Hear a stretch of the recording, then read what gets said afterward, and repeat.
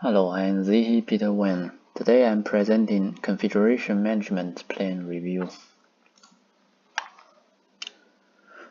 This review will discuss three parts of the plan, which are organization and completeness, configuration management, and change management.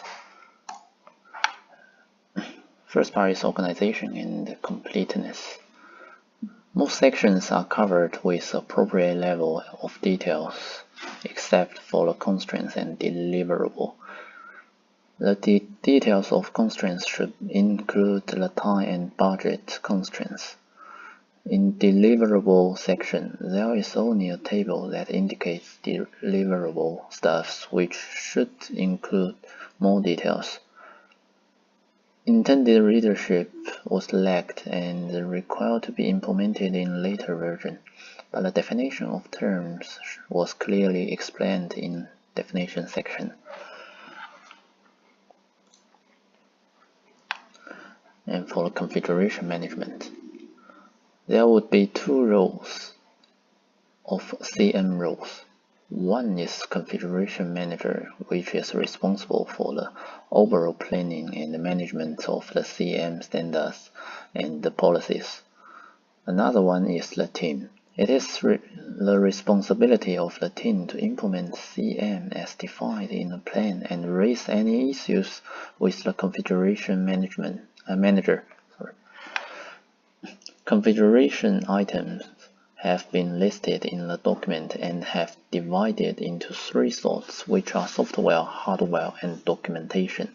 This would be convenient for the team to implement the CIs. The plan noted that all software and documents will be stored using the GitHub Enterprise system provided by the University of Adelaide. This would provide high-level change and version management. The document indicated that there would be two CM libraries, which are the master library and the development library. The structure of these two libraries are same, and the structure are shown in the figures provided in this slide.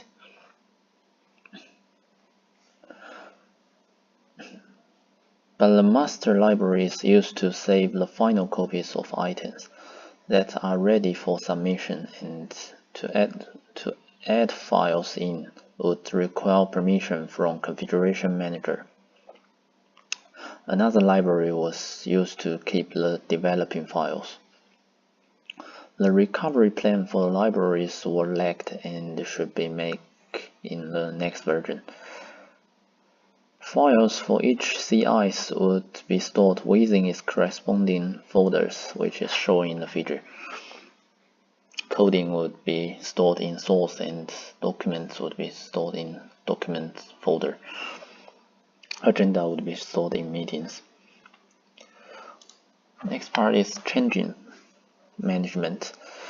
Change classification and level of impact have not been indicated in the documentations, and the mechanism used to log requests about modifying files also has not been indicated in the documents. If the team would like to change the files, approval of both the creator and the items manager would be required. To create a branch for a different release, format the name as configuration item release number. The release number is to continue on from previous releases, with the format being x.ab, where x denotes a milestones being met and ab denotes the iteration of the release. For example, if a release is at 3.09 and the milestone testing condition is met, it will update to 4.0. However, if testing conditions are not met, it will move to the next iterations, which is 3.10 or 3.10. And it comes to the conclusion that a good configuration management plan would give a lot of support to manage the working process. The team should follow the guide of configuration management plan And at this stage, there are many stuffs need to be added or modified in the configuration management plan, but most sections are completed. In the next release version, the lect path should be implemented in the document.